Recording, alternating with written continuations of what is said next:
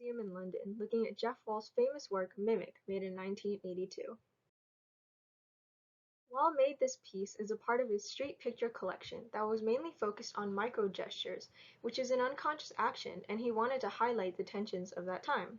Mimic was inspired by a scene of racial abuse that Wall witnessed on a Vancouver street. The piece is 2 by 2.3 meters, and there is something that can be said about this size that Wall chose. By making it life-size, it confronts the viewer with a feeling of actually being there within the scene and facing this act of casual racism, just like Wall did on that Vancouver street. It's an aggressive image, and Wall wants the viewer to see that. However, there is a question in the viewer's minds as to why Wall chose the title Mimic.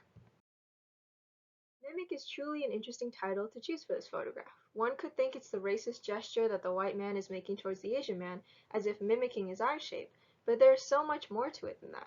It's important to note the language within these characters. While the white man is mocking the Asian man with his squinty eye gesture, here we also note the use of his middle finger while pulling back his eye.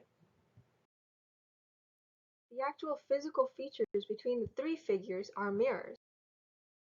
Their legs are in similar stages of walking, and the clothing and hairstyles of the men are almost exactly the same. All three have expressions of disgust on their faces, but the causes to elicit that disgust are all different.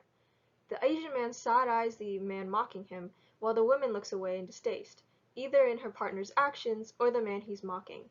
They are mimicking each other. However, the characters are not the only ones mimicking.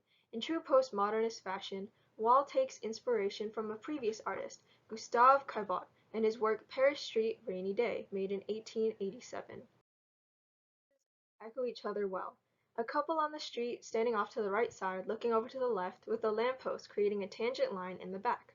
However, Wall does something different, which is to insert a third character, the Asian man. And as you can see here, that Wall is being very intentional with his work. In fact, everything was intentional, because this photograph was staged. The characters in the photo are actors who have been dressed and posed to get this specific shot. It's actually very interesting what Wall did. He used the rules of cinematography to take a photo, and then backlit it using the same technology billboards used. Wall wanted this effect that combined many aspects in postmodernist fashion, but also wanted the feeling that this scene was happening right in front of you and expressed the reality of the world we live in.